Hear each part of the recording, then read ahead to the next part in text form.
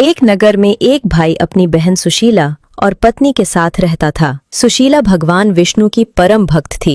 वह हर गुरुवार का व्रत करती, भगवान विष्णु और माता लक्ष्मी के साथ केले के वृक्ष का पूजन करती थी। पूजन करके वह कहती कि हे विष्णु भगवान, सोने के लोटे में जल दो और लड्डू का थाल दो, तो भगवान की कृपा से उसके सामने दोनों चीजें आ जाती। सुशीला सबको लड्डू का प्रसाद देती, बचा हुआ खुद खाती और सोने के लोटे को खुद के कमरे की अलमारी में रख देती। भगवान की कृपा से वह छोटी उम्र में ही एक बहुत सुंदर युवती दिखाई देने लगी। नगर के लोग भाभी को ताने देने लगे कि अरे तू जल्दी से जल्दी तेरी ननद का विवाह कर दे, नहीं तो यह किसी के साथ भाग जाएगी। लोगों के ताने सुन सुनकर एक दिन पत्नी ने अपने पति से कहा कि सुनो जी, या तो आप अपनी बहन का विवाह कर दो या इसे कहीं छोड़ आओ। अब इस घर में या तो आपकी बहन रहेगी या मैं ही रहूंगी। उनकी बातें बहन ने सुन ली।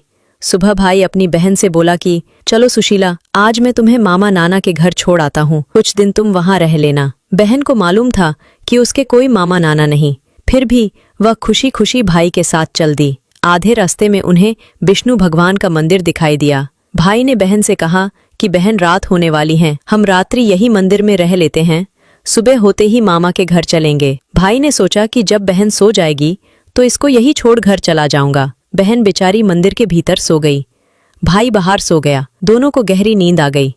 सुबह बहन उठी। उस दिन गुरुवार था। उसने तालाब में स्नान किया, पूजा करी, केले के वृक्ष की पूजा करी, तो फिर से उसके सामने सोने के लोटे में जल और लड्डू का थाल आ गया। भाई सब कुछ देख रहा था।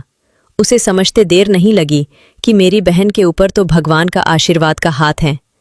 वह अपनी बहन को लेकर वापस घर आया और अपनी पत्नी को पूरी बात बताई। धीरे धीरे ये खबर पूरी नगरी में फैल गई। सब सुशीला की बढ़ाई करने लगे। उसकी भाभी को सहन नहीं हुआ। उसने इसकी शिकायत राजा से कर दी। राजा ने सुशीला से कहा कि तुम्हें सबके सामने इसकी परीक्षा देनी होगी।